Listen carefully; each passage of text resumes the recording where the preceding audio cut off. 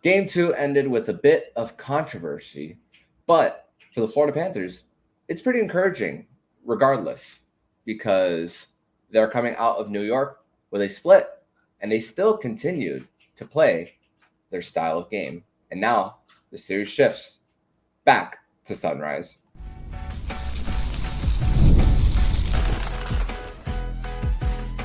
You're Locked On Panthers, your daily podcast on the Florida Panthers. Part of the Locked On Podcast Network, your team every day. And welcome into Saturday, May 25th edition of the Locked On Florida Panthers podcast, part of the Locked On Podcast Network, where it's your team every day. Thank you for making the Locked On Florida Panthers podcast your first listen of the day. I'm Armando Velez from the Hockey News. You can follow me on X at Monoman12, follow the show account on X and Instagram at LO_FLA Panthers. And shout out to the everydayers who come back here and get your daily Florida Panthers fix. Today's episode is brought to you by FanDuel. Make every moment more. Right now, new customers get $150 in bonus bets with any $5 bet. That's $150 with any $5 bet. Visit FanDuel.com/locked-on to get started.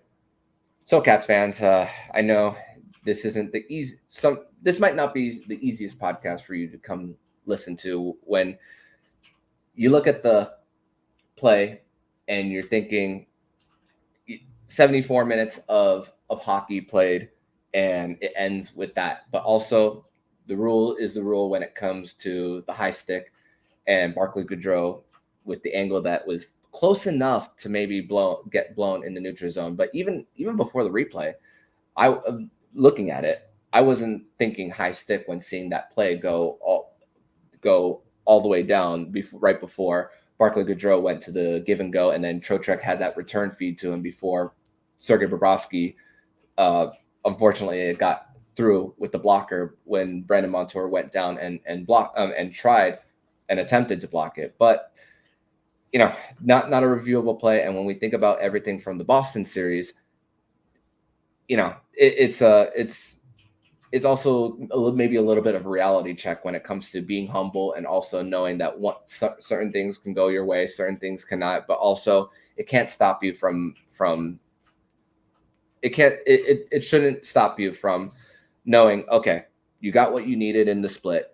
There was certain points of the game where you tilted the ice in your direction, and knowing that there are multiple chances to come to still respond. I mean, it's a 7-game series. Little itty bitty moments can obviously make the difference, but you definitely got to be encouraged with the Panthers' play throughout these first two games here. And I mean, eventually you've been 11-0 since 2016 in overtime, and you knew it was going to end one day. We didn't think it was going to be on Friday night, but for the Panthers, I mean, funny enough, the last loss that the last time the Panthers lost in overtime in the postseason, 2016, Trocheck was on the ice for the Panthers. He gets tripped, and then when after that streak, they get beat by Vincent Trocheck, who got the primary assist on that game winner by Barclay Goodrow. Craziest thing, Barclay Goodrow too. All that experience, 90+ playoff games with San Jose, 2 cups with Tampa Bay too. So can't be a surprise when it comes to the grinder that is Barclay Goodrow, who's been on multiple teams and has contended for multiple years. But New York, very determined to get out of the neutral zone with speed, fought off the Panthers' forecheck a lot better than they did in game 1. I was not expecting a big tilt of the ice for the Panthers in this one as much as game 1. I was never expecting a carbon copy for game 1 to be in game 2. But I mean, we spoke about how the Panthers have reinvented themselves with going into game 2 with only going to the box twice. Yeah, they doubled that, but it was also some poor decision making for the Panthers too. I mean, Verhaeghe is on the ice and he reaches up to Jacob Trouba. Just a little. Yeah, there was a little graze on Chris Kreider's helmet too when it was already 4-on-4 and the Panthers only make it worse, and that was going into a period on the power play. Talk about momentum shifts and momentum killers too for the Panthers there. And also, got to give credit to the Cats for also kind of responding a little bit after the goal that was scored by Vincent Trocheck to make it 1-0 to begin with.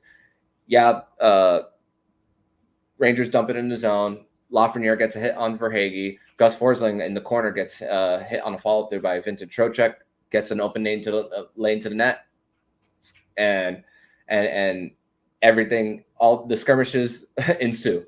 And crazy to think, Paul Maurice, that another iconic quote by him saying, "Nobody has been arrested yet," and also maybe taking a little bit of a shot at the officials, saying you don't see guys going to the box after skirmishes during the postseason. Maybe a little shot at the officials there, maybe.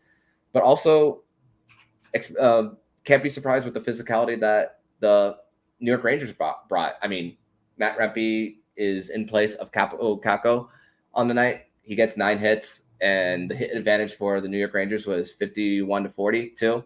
So that's another thing too. But even regardless of all that, top line and top pair came to play once again. Hope that Paul Maurice never separates Tarasenko and Barkov there, because how they were working with give and goes and the puck support there, with you have 2 or 3 guys trying to fight off Barkov when he's in the offensive zone. It's hard to separate the puck from it. And then when he gets it off to Tarasenko, it's like, who's supposed to be that other man to get Tarasenko? And if both of them go at the same time, you see a clear lane to the net. And that there was an instance in game 2 where Barkov had an opportunity. And also, Tarasenko had a great feed to Aaron Ekblad, which was stopped by Jacob Trouba to prevent it into an open net, which for the Florida Panthers, that on their side of things, OEL had one in overtime with his gluteus maximus right before a few minutes right before Goodrow scored. But Forsling on the ice for the entirety of that 4-on-3, and then when Aaron Ekblad came out of the box, not a lot of rest in between there, and he's right back on there. And Mark Messier comparing Gustav Forsling to Nicholas Lindstrom, which Mark Messier, a multiple-time Stanley Cup champion with the Edmonton Oilers, New York Rangers too. I mean, getting that kind of praise is something, and the Panthers defined that is Gustav Forsling and how he's able to play in different situations and high pressure situations, which you gotta give a lot of credit to the Panthers in what they're doing for, especially on the PK, which for also, we spoke about top pair and top line performing for the Panthers, and it's all happening here with Lundell being up a spot and Bennett being on that third line, which that Bennett line had 2/3 of the shot share. They had 70% of the expected goals rate too. So that's another thing, regardless of that. But yeah, Verhaeghe scored on the power play, which great to see that the Panthers ended their power play drought too. They were 0 for their last 13. Still have a hard time controlling the play in game 2. They were outshot too. And you wonder about Bennett and how much pain he's truly playing through. And yeah, teams don't really practice too much in this part of the season, but I gotta wonder what kind of individual work Sam Bennett is doing when it comes to taking draws outside of a game setting to prepare him, because this could be the Panthers could be going to this middle 6 the rest of the way. Who knows? Or until they get eliminated, because if Lundell is with Luosterainen and you're having Verhaeghe take draws, that's another sign of trouble. But this is something that for the Panthers, that it's just you wonder if it's more than just a 1-game stretch that or a few games for Lundell of staying there, because when it comes to Bennett's identity and the opportunity to play physical and separating that with Tkachuk, I mean, it changes. It's a little bit of a different dimension on those lines. And I know that line coming into this game. They had a plus goal differential too. But did they peak already? That's another question that I'm wondering when it comes to that line too. So it's something to consider right before Game 3, right back at Sunrise. But we're going to talk more about the Panthers' missed opportunities. We're going to talk about also the opportunities that the Rangers missed, that the Panthers also took advantage of. We're going to talk more about the communication issues and what kind of processes throughout Game 2 that are more encouraging for the Panthers through 2 games as they've earned the split at Madison Square Garden. We're going to discuss that and more here on the Locked On Florida Panthers podcast. Today's episode is brought to you by FanDuel. It's winner take all in the NBA and the NHL, and FanDuel is giving you a shot to bring home a big win of your own. Right now, new customers get $150 in bonus bets with any $5 bet. That's $150 to bet on spreads, money lines, player props, and more. Visit FanDuel.com/lockedon and make every playoff shot count. FanDuel, America's #1 sportsbook.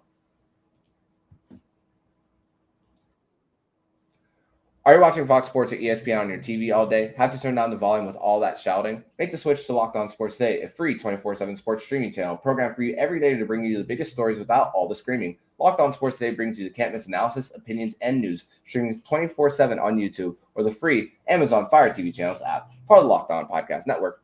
Your team every day. Back on this Saturday, May 25th edition of the Locked On Florida Panthers podcast. Thank you once again for making the Locked On Florida Panthers podcast your first listen of the day here on a Saturday. So, want to discuss more about the missed opportunities that the Florida Panthers had on the evening for them on Friday night, and also credit once again to the Panthers penalty kill. We spoke about how special teams was going to be the biggest factor for this one, for the Panthers to give themselves any chance. They're 6 for 6. They've killed 24 of their last 25 penalties. Verhaeghe, we spoke about him earlier in the last segment. I mean, we mostly spoke about their line too. But power play goal now the most goals in a postseason, and that goal was with the second unit on the ice. Well, most of it, the second unit, but first power play goal since Game 4 of the Boston series, where they were 0 for their last 13 before. And Ray Ferraro pointed out during the broadcast about a lot of the talking that the Florida Panthers are doing amongst themselves about communication and how well they like moving the puck, and say, okay, after a misdirection from Sam Reinhart on that missed the net and went up to the netting past the boards, going up to Montour and saying, hey, I like where you put the shot. Maybe put it a little bit here so I can redirect it a little better. Hey, this is how I like to angle my blade, yada, yada, yada. But also here's another, I think the biggest missed opportunity of all on the night, it was when Jimmy Vesey got hurt in the middle of the second period on that hit by Ryan Lomberg, which maybe Ryan Lomberg got away with one. That looked fairly close to the initial point of contact being the head too. But also, it's not just about that. But Matt Rempe, he got 9 hits on the night. But once Jimmy Vesey got hurt, you're shortening your bench. And already with Matt Rempe not playing a lot of minutes, that puts a lot of pressure on the top 9 for the New York Rangers. And that, for me, was the biggest missed opportunity of them all for the Florida Panthers. But, yeah, I know it's not the same as if someone in the top 9 gets hurt and then you're putting someone from the fourth line up. Not the same thing.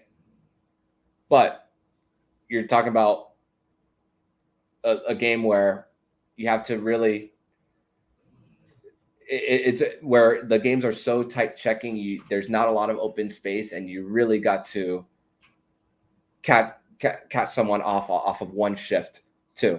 And it's when you get to the Eastern Conference Final, everything just it's like the net if you're looking on YouTube, the net goes from this big to this big. So that's another thing when it comes to just getting to back to this part of the year. But also missed opportunities when Barkov stripped Filipino and they quickly went 3-on-2 towards the end of the regulation. It's a game of inches for them. And also for this one, the fact that for the Panthers too, you're through 2 games tied in the series, and you still did not allowed a power play goal to the New York Rangers. Chris Kreider has not showed up in this series yet for the Rangers. That's something we spoke about with John Chick of Locked On New York Rangers, polarizing player on the Rangers going through their rebuild, and sometimes how he could be the best player on the ice, sometimes just disappears. And the Panthers are doing all that with him disappearing. So that's another thing that I'm on the lookout for. But also, when it comes to another, I want to also talk about the hit that Dmitry Kulikov had on Alex Wenberg, which in live time, you're thinking, okay, it's hard for him to stop his stride and not make contact on Alex Wenberg. But then thankfully, replay shows the puck was not on the tape, and then you see chest, and then Wenberg goes down. So thankfully, when it comes to the setting of the tone for what was in the Rangers' first round series against Washington, thankfully for that. And Kulikov, we saw what happened with the play on Shiri earlier this year. That was something where I know a lot of you who are watching were thinking, oh no, this is a bad time for a possible 5-minute major in an Eastern Conference final. But thankfully replay showed that wasn't an initial point of contact into the head. But also going back to the whole missed opportunity with Matt Rempe playing about 10 minutes only in this one. You bring him in for a little bit of a spark, but those 9 hits, I didn't see any of those hits that were like a wow in the game. So yeah, when you win, you don't really change much, but this could be advantage Panthers, to be quite honest. Because you're not seeing him get to the net front. Yeah, big hit,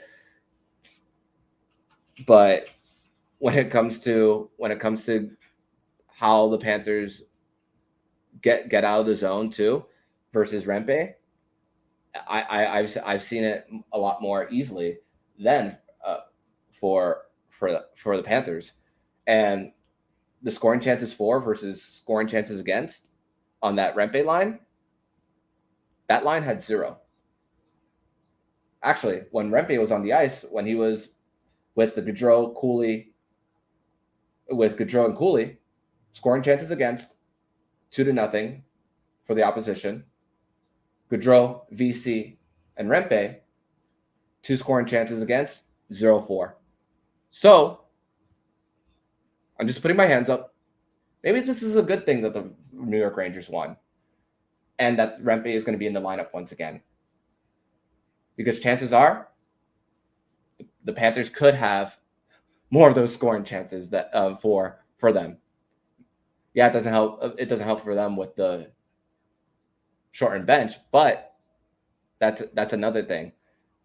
He's just put in for that spark. That's really all that is. The fact that he's a big dude, and once again, how his career started with that outdoor game. That's really why the spotlight is on him. And obviously, New York. But Anton Lundell, great opportunity for him too. With Barkov breaking a stick, 4-on-4, goes to the bench. Anton Lundell comes onto the ice, and he fakes the backhand back to forehand, and then Igor makes the stop with the blocker too. So that's you're just looking at all this and saying, wow, Panthers gave themselves every opportunity to win. And even one bounce not going your way, it was a really hard loss. Looking back at it, it's not a loss to really harp on, in my opinion. I know I'm not telling you guys how to fan, but the fact that the Panthers' defensive system doesn't just break easily. You think about going back to the first goal once again, just freak stuff happening like that with Gus Forsling. It's not, you don't see too many just mental lapses. That's the word, mental lapses. You don't see those with the Panthers too often. And doing this on the road and getting past at least the first two, now everything can just slow down a little bit for them. And even though the moment is not too big for them, you know that you're not going to go back into South Florida as a not as hostile environment. Those are the right words to say about that. But we're going to transition over to segment number 3, where we are going to discuss the series shifting back to Sunrise, and also discuss more about what players are saying after the fact and who we want to see more of going into Game 3. We're going to discuss that and more here next on the Locked On Florida Panthers podcast. Segment number 3 here on this Saturday, May 25th edition of the Locked On Florida Panthers podcast. Thank you once again for making the Locked On Florida Panthers podcast your first listen of the day here on a Saturday. And listen, they got that job done of getting that split in Madison Square Garden. And it's funny because going into this, I was saying, if the Panthers don't get even one at MSG, they could be done for, because the fact that their road record is better than at home for them. But also, just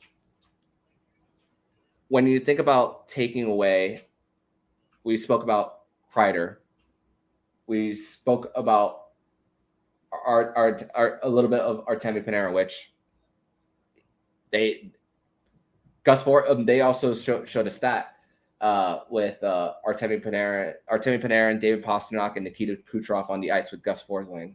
And my goodness, is that goal differential, that plus minus.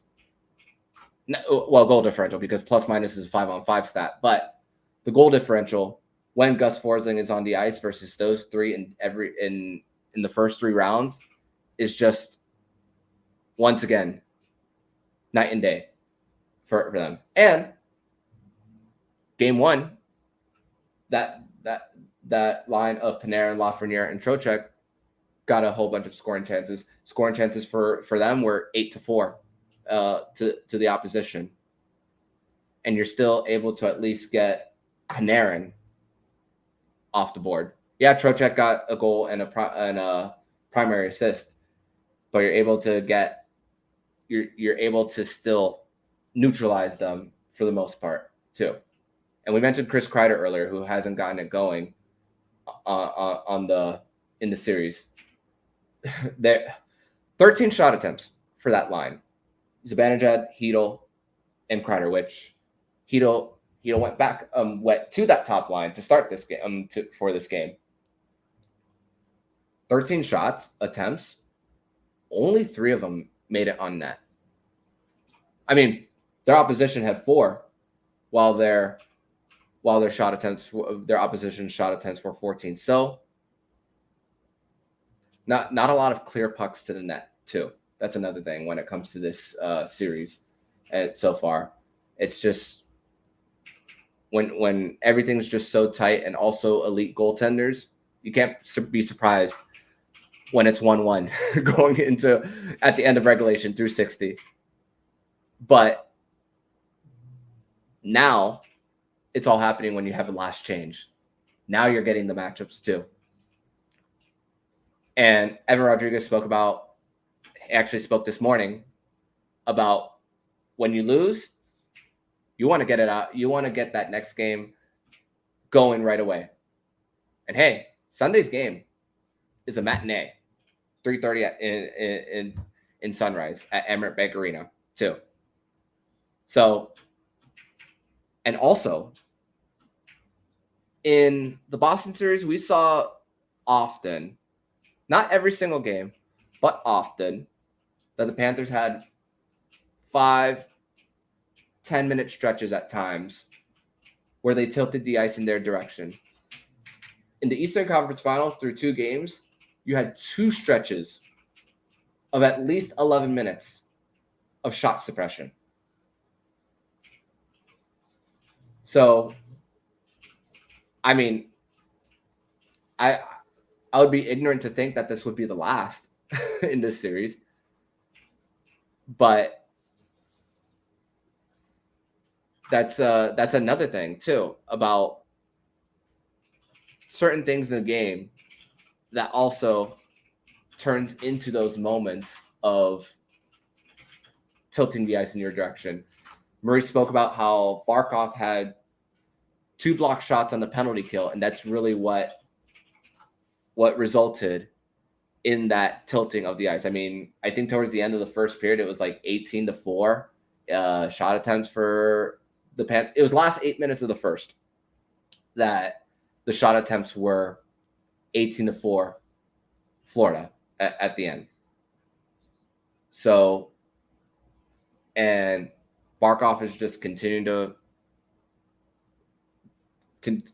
strip pucks, fight off those checks too. But it's really about who else is going to be joining along for the ride. Ryan Lomberg's been great. He's not going to be out of the lineup on that 4th line. I mean, you hope that you see more from Kevin Stenlund and Nick Cousins. Is it time to? I know it was, like I said, I know it was 1-1 for after, and no goals after the first period. But you got to wonder if Maurice is going to switch things up a little bit after that. But Ryan Lomberg is just, this is a series for him. I mean, he had a great, he prevented the top line, the Zibanejad line, from entering the zone on a big hit in the neutral zone too. So that's another thing. Outside of that hit on Jimmy Vesey, so that was one that he the hit on Zibanejad prevented a clean entry into the zone. That's another thing. But for the Panthers, who's going to be that guy outside of the top line? And Sam Reinhart, I feel like he's due. There's a part of me that tells me he's due. I know he hasn't scored in 3 games, but I'm trying to see when the last time Sam Reinhart scored on the power play, because it feels like it's been a while. I mean, the Panthers are 0 for their last 13 on. They were 0 for their last 13 on the power play right before that Verhaeghe scored. But when was the last time that Sam Reinhart scored on the power play in the postseason? Oh, he hasn't scored on the power play since Game 4 of Round 1. Sam Reinhart. That was the last time he got on the score sheet there. So that's another thing. But defenses are adjusting to that too, taking away that the middle where Sam Reinhart thrives. So, and with Matthew Tkachuk, we saw all throughout the year of what he's done as getting down low to the flank, even moving up a little bit to the top of the circle. Maybe some more of that from Matthew Tkachuk too on the power play. Because if you could put different types of shots, and obviously when you have the majority of your power play unit being left-handed shots too, with Matthew Tkachuk being left-handed and having two right-handed shots in Montour and Reinhart, you want to give them different looks there too. So that's another thing when it comes to those two specifically on the power play for the Panthers. So regardless of all, the Panthers they split it. And for them, coming back to South Florida with a little bit of an excitement coming back down, but also the fact that there's going to be some blue shirts too in the crowd too. That's another thing. I just flat out don't know what to expect coming into Game 3 with the amount of away fans that are there. Panthers are already trying to restrict access of who gets to buy tickets, but there's a lot of people from up north who live here anyway. So, hey, try to gain any advantage that you can. I'm not against that, but I just don't know how effective that would work. That is going to work, excuse me. So we'll see. We'll see about that on Sunday when the Panthers do return home.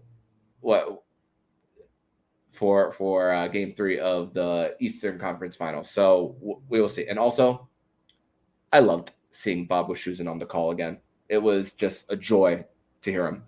He tweeted a week ago saying he was done, but Sean McDonough was sick and he filled in.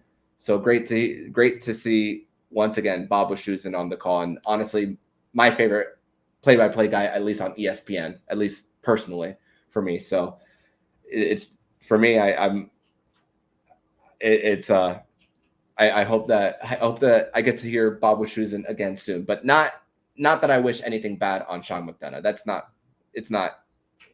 not how I'm wishing it for anyone. But that's going to do it for this edition of the Locked On Florida Panthers podcast. Thank you once again for making the Locked On Florida Panthers podcast your first listen of the day. Every day, make sure you come back on Sunday night as we will be back to recap Game 3 of the Florida Panthers versus the New York Rangers from Amerant Bank Arena, as the Florida Panthers are hoping to protect home ice to take a 2-1 series lead.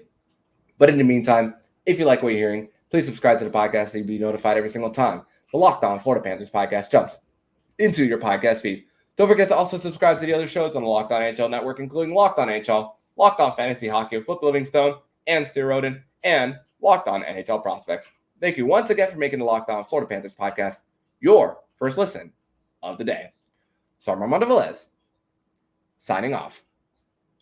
And you've been listening to Locked On Florida Panthers podcast, part of the Locked On Podcast Network.